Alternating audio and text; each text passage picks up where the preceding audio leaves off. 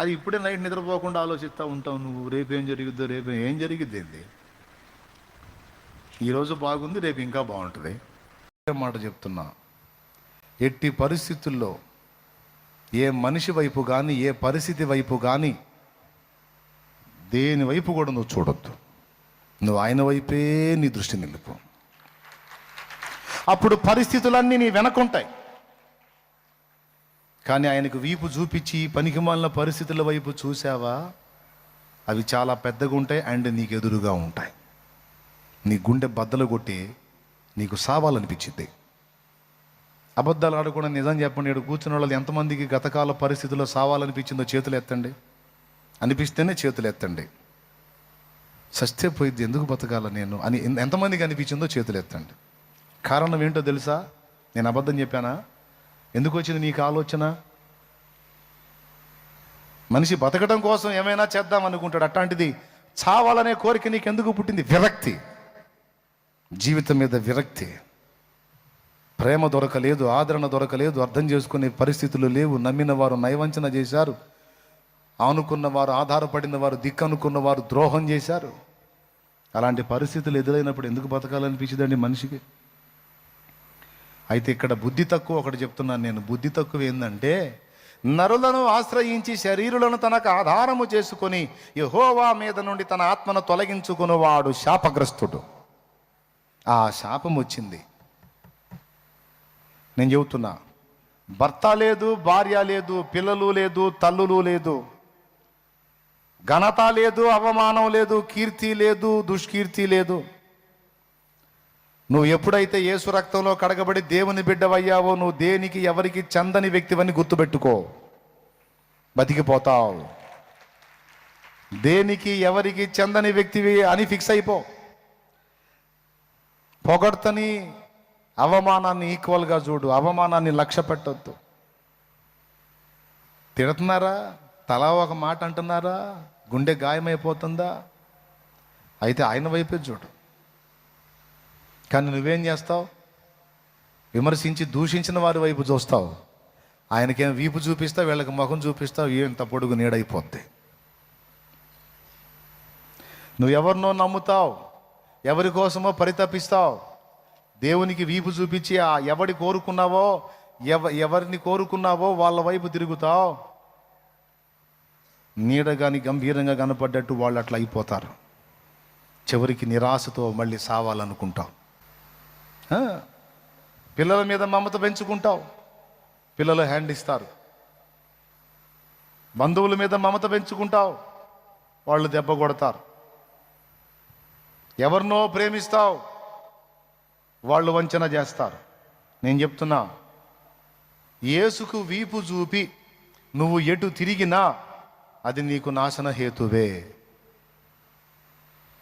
యేసయ్యకు వీపు చూపి నువ్వు మనుషులను చూసినా, పరిస్థితులను చూసినా అవి నిన్ను పాడు చేస్తాయి. ఈరోజు ఒక్కటే తీర్మానం, అవి ఏవైనా కానీ నేను నా ప్రభు వైపే తిరుగుతా. ప్రభు వైపు తిరిగితేనేమో నీ ముందున్న పరిస్థితులన్నీ వెనక్కి వెళ్ళిపోతాయి. ప్రభువుకి వీపు చూపిస్తేనేమో నీ వెనక ఉండాల్సినవి వచ్చి నీ ముందు నిలబడతాయి. ఏంది రా సంగతని, ఏది కావాలో కోరుకో. నీ ప్రతికూలతలు, నీ పరిస్థితులు వెనకుండాలా, ముందుండాలా. పాపాలు కూడా అంతే. ప్రభువుకి వీపు చూపి నీ పాపాలు, నీ అపరాధాల వైపు తిరిగామనుకో, అవి కొండల్లా కనపడతాయి. ఇస్కరియోతు యోధాగాడికి అట్నే కనపడ్డాయి. అందుకే పోయాడు, ఊరేసుకొని చచ్చిపోయాడు. పేతురు ఎడు తిరిగాడో తెలుసా? పేతురు పాపం చేశాడు, యోధా పాపం చేశాడు. యోధా ఏమో పాపాల వైపు తిరిగి యేసుకు వీపు చూపించాడు. పాపాలు కొండలాగా కనపడి బతకలేకపోయి ఉరిపెట్టుకొని పైనుంచి కిందికి పడి ఘోరంగా చచ్చిపోయాడు. కానీ పేతురు కూడా 3 సార్లు అసలు యేసు ప్రభు ఎవరో నాకు తెలియదని పశ్చాబద్ధం ఆడినా యేసు వైపు చూశాడు, యేసు వైపే తిరిగాడు.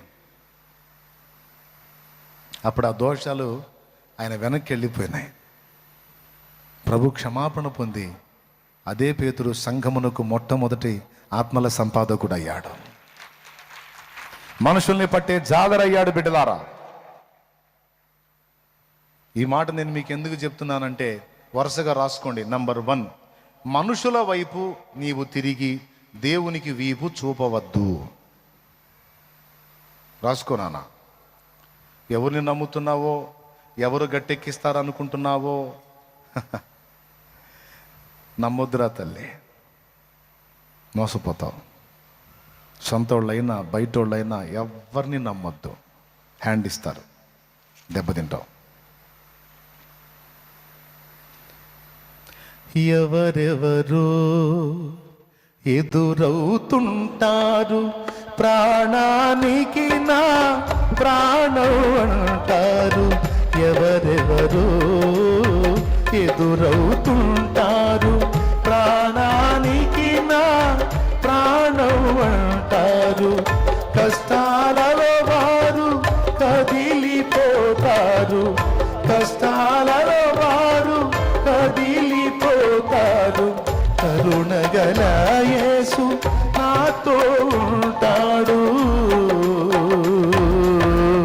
కరుణగల యేసు నాతో ఉంటాడు. ఎవరికి ఎవరు ఈ లోకంలో చివరికి యేసే పరలోకంలో.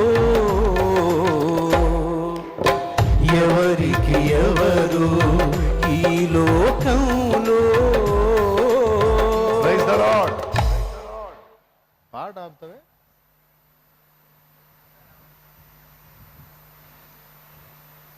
మానిటర్లు డౌన్ అయినాయి, వాయిస్ వాల్యూమ్ డౌన్ అయింది, నేను అరవాల్సి వస్తుంది.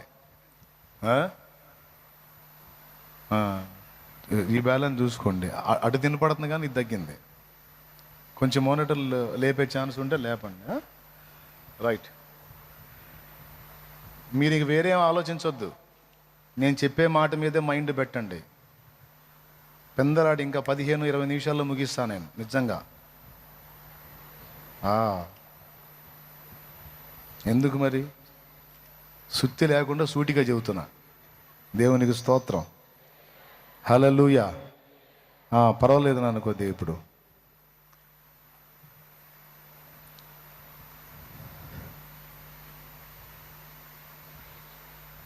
నంబర్ 1 ఎటు చూడొద్దని చెప్పాను. మనుషుల వైపు చూడొద్దు. బయటోళ్ళైనా సొంతోళ్ళైనా ఖచ్చితంగా మోసపోతావు. నువ్వు ఆనుకోవాల్సింది నా ప్రభువునే. నువ్వు ఎవరి మీద ఆఖరికి నీ కడుపున పుట్టినోళ్ళు కూడా నిన్ను కాటికి పంపిస్తారు.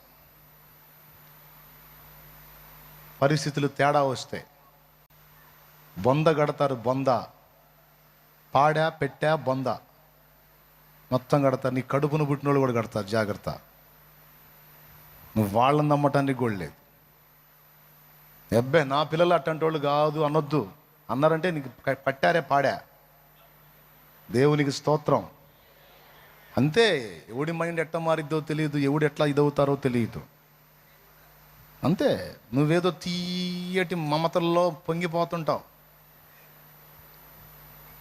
నా పిల్లలు, నా ఇల్లు, నా సంసారం అని నీ దృష్టి ఆయనకేమో వీపు చూపించి ఇటు తిరుగుతావు, ముఖం ఇటు తిప్పుతావు, అయిపోతావు. కన్నావు గనుక, లేదా నువ్వు పుట్టావు గనుక, లేకపోతే నీ బంధువులు గనుక ఏదో నీకున్న మంచి చెడ్డ న్యాయ విచక్షణను బట్టి చెయ్యి వాళ్ళకి ఏదో నీ బాధ్యతలు. అంతే. నువ్వు డీప్కి వెళ్ళావు అనుకో, బొంద ఖాయం. ఎంతమందికి అర్థమైందో? అర్థమైతే 2 చేతులు ఎత్తి స్తోత్రం చెప్పు. హల్లెలూయా.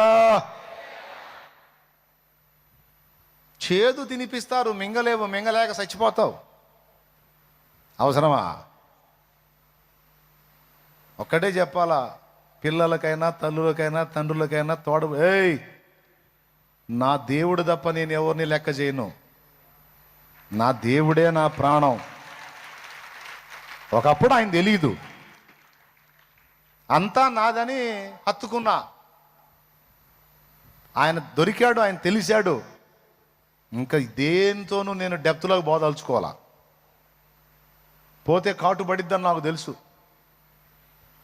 కాబట్టి నేను ఏ మనుషుని మీద నేను ఆధారపడను. అనేది నిర్ణయించుకోను ఆయన. ఎంతమందికి అర్థమైంది చెప్పింది? గట్టిగా నిర్ణయించుకో, బతికిపోతావు.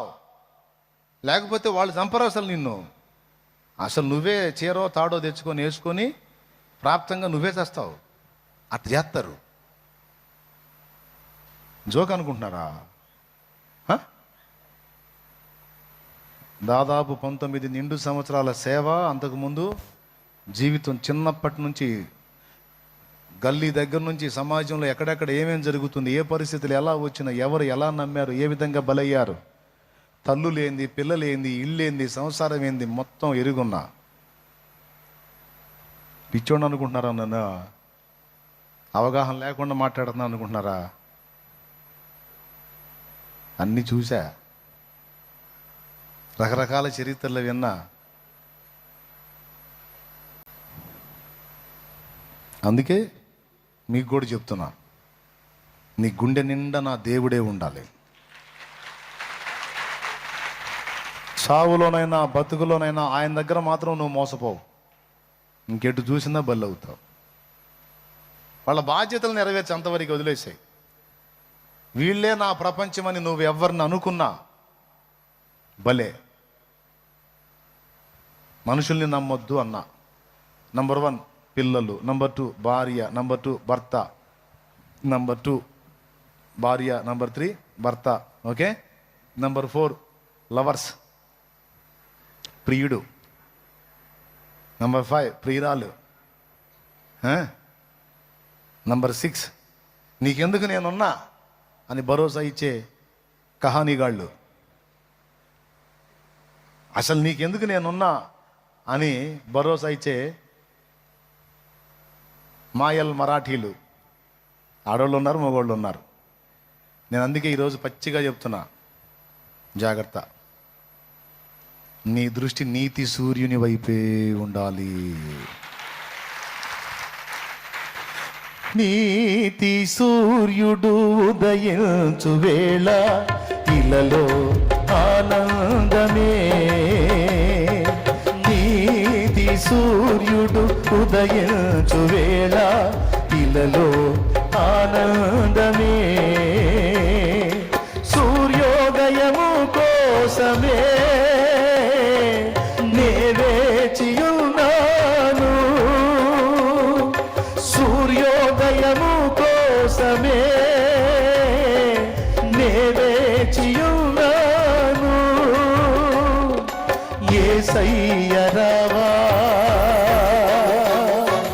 కొనిపోవ నన్ను. యేసయ్య రావా కొనిపోవ నన్ను. ఇలలో నీవే నాకు. యేసయ్య రావా కొనిపోవ నన్ను. ఇలలో నీవే నాకు. నా విశ్వాస ఓడయాత్ర కొనసాగుచున్నది. నా విశ్వాస ఓడయాత్ర కొనసాగుచున్నది. దేవునికి మహిమ.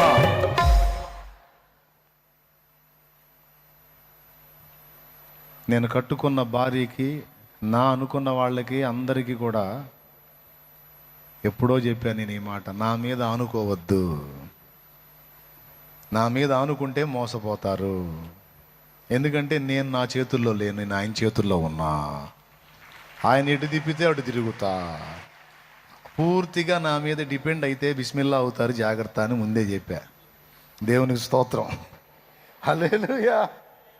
వెంబడించే విశ్వాసులకు కూడా అదే చెప్పాను నేను. నువ్వుగా దేవునితో కనెక్టింగ్ ఏర్పాటు చేసుకో. దేవునితో. నేను కన్న బిడ్డలకు కూడా చెప్పా, ఏయ్ నానున్నాడు, నాన్న చూస్తాడు, నాన్న చేస్తాడు, నానట్ట నానిట్ట కాదు. నానెంతవరకు రా, దేవుడు అవకాశం ఇచ్చినంతవరకు. తర్వాత కాబట్టి ఏ శరీరం కూడా నీకు ఆధారం కాకూడదురా. నరులను ఆశ్రయించి శరీరాలను ఆధారం చేసుకోవద్దు. యెహోవా మీద ఆనుకో. దేవుణ్ణే కలుసుకో. దేవుని వైపే తిరుగు. ఇర్మియా గ్రంథం 17:5 ఏం రాశారు రిఫరెన్సు? నరులను ఆశ్రయించి శరీరం తనకు ఆధారము చేసుకుని యెహోవా మీద నుండి తన ఆత్మను తొలగించుకున్నవాడు శాపగ్రస్తుడు. వాడు ఎడారిలోని అరహు వృక్షము వలె ఉండును, మేలు వచ్చినప్పుడు అది వానికి కనబడదు, మేలు పొందలేడు. వాడు అడవిలో కాలిన నేల యందును నిర్జనమైన చెవిటి భూమి యందును నివసించును. అట్ట అయిపోద్దాడు బతుకు. యెహోవాను నమ్ముకొని వాడు ధన్యుడు, అది యెహోవా వానికి ఆశ్రయముగా ఉండును. వాడు జలముల యొద్ద నాటబడిన చెట్టు వలె నుండును, అది కాలువల ఓరను దాని వేళ్ళు తన్నును, వెట్ట కలిగినను దానికి భయపడదు, దాని ఆకు పచ్చగా నుండును, వర్షము లేని సంవత్సరమున చింత నొందదు, కాపు మానదు. బంగారు మాట, బతుకాలని సరిపోయే మాట అది. బెదర్ బతుకాలని సరిపోయే మాట. యెహోవా మీద ఆనుకొనువాడు ధన్యుడు, యెహోవాను ఆధారపడిన వాడు ధన్యుడు. మనుషుల సాయము వ్యర్థమురా, రాజుల నమ్మిన వ్యర్థమురా. మనుషుల సాయము వ్యర్థమురా, రాజుల నమ్మిన వ్యర్థమురా. యెహోవాను ఆశ్రయించుట, యెహోవాను ఆశ్రయించుట ఎంత మేలు, ఎంతో మేలు, ఎంత మేలు, ఎంతో మేలు. ఎవరికి ఎవరు ఈ లోకంలో, చివరికి యేసే పరలోకంలో. ఎవరికి ఎవరు ఈ లోకంలో. దేవునికి మహిమ. ఇప్పుడు చెప్పండి, నేను మీకు ఆధారమా? పెద్దగా చెప్పు. మీరు నాకు ఆధారమా? అది నేను కూడా మిమ్మల్ని ఆధారం చేసుకునిగా పొర్రపాటును కూడా నమ్మను నేను అస్సలు. ఏమో మీకు ఇంట్రెస్ట్ ఉంటే వెంబడిస్తారు. సీదర పుడితే ఎంతమంది లేరు పాస్టర్లు, ఆయనైనా అయింది. నేను బా అని సర్దుకుంటే ఏం చేస్తా అయింది. నేను మిమ్మల్ని నమ్మాలా? నేను నమ్మను. అసలు ఏ మనిషి కూడా స్థిరుడు కాదు. అంత చంచలం ఎవరు నాకు తెలియదు అయింది. ఓ అబ్బా, ఎంతమందిని చూడలే నేను. అందుకే నేను ఆధారపడనుగా. మనిషి సంఘం మీద డిపెండ్ గాను, ఇంటోళ్ళు బయటోళ్ళునో ఒకడే నా ఆధారం, నా ప్రభువే. కాబట్టి పాయింట్ నెంబర్ 1లో మీకు ఏం వివరించాను? యేసుకు వీపు చూపి మనుషుల వైపు తిరగొద్దని చెప్పా. వాడు ఎంత మొనగాడైనా, ఎంత నమ్మదగినోడైనా, ఎంత వాగ్దానాలు చేసినా బుస్సే. మాట ఇచ్చి నెరవేర్చే సీన్ ఎవడికి లేదు. ఒక్కడే ఉన్నాడు మాట ఇచ్చి నెరవేర్చే దమ్మున్నాడు, నా ప్రభు. ఎందుకు ఈ మాట చెబుతున్నానంటే, ఇట్ట మనుషుల మీద ఆధారపడి చచ్చిపోతున్నారు బ్రదర్, అందుకని చెబుతున్నాను నేను. ఎండమావిలో నీళ్లు దేవులాడితే దొరుకుతాయి అంటాయా? ఎండాకాలం పోయేటప్పుడు హైవే మీద బైక్ వేసుకొని పోతుంటే తారు రోడ్డు మీద అన్ని మడుగులు ఉన్నట్టు కనపడుతుంది. దగ్గరికి పోతే చొక్క నీళ్లు ఉండవు. అది మనుషుల హృదయంలో ఉండే ప్రేమ.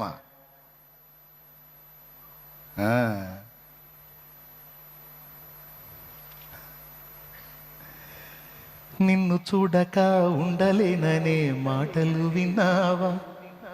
నీవు లేకపోతే బ్రతుకలేనని రాతలు చదివావా? ప్రేమంటేనే తెలియని మనుషుల గారడి చెల్లెమ్మ. ప్రేమ పేరుతో మోసపోతే అది ఆరడి బ్రతుకమ్మా. నీతి మాలిన మనుషుల ప్రేమలు నిజమనుకోకమ్మా. ఎండమావిలో ఎన్నడు దాహం తీరదే చెల్లెమ్మా, తీరదే చెల్లెమ్మా, తీరదు తమ్మయ్యా. తమ్మయ్యా, తమ్ముడు, అంతే. ఓకేనా? లేదు, ఆయనకి నేనంటే ప్రాణం. ఆ అమ్మాయికి నేనంటే పిచ్చిరా, నీ పెండం పెట్టిదిరా రేయ్ అనాలనిపించింది నాకు. ఎందుకు నేను అంటాను, నేను అనను. దేవునికి స్తోత్రం. అది ఎవడు బాబు జాగ్రత్త నాయన అనాలనిపించింది కానీ అనలే. మీరే జాగ్రత్త పడండి. నా ధర్మం నేను చెబుతా, దేవుడే పలికిస్తున్నాడు చెబుతున్నా. ఆయన బాగా డీప్లోకి వెళ్ళావు అనుకో,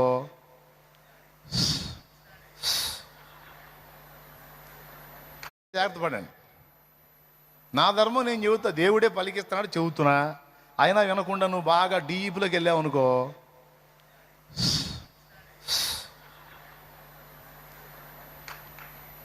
ఓకేనా? ఆ కర్మ మీకు పట్టకూడదని చెబుతున్నా. ఎవరి ప్రేమను ఆశించొద్దు, దొరకదు. స్వచ్ఛమైన ప్రేమ ఎక్కడ దొరకదు. స్వార్థం, నటన ఒక దేవుని దగ్గరే దొరుకుతుంది పిచ్చి తల్లి. ఆయన మోసం చేయడం.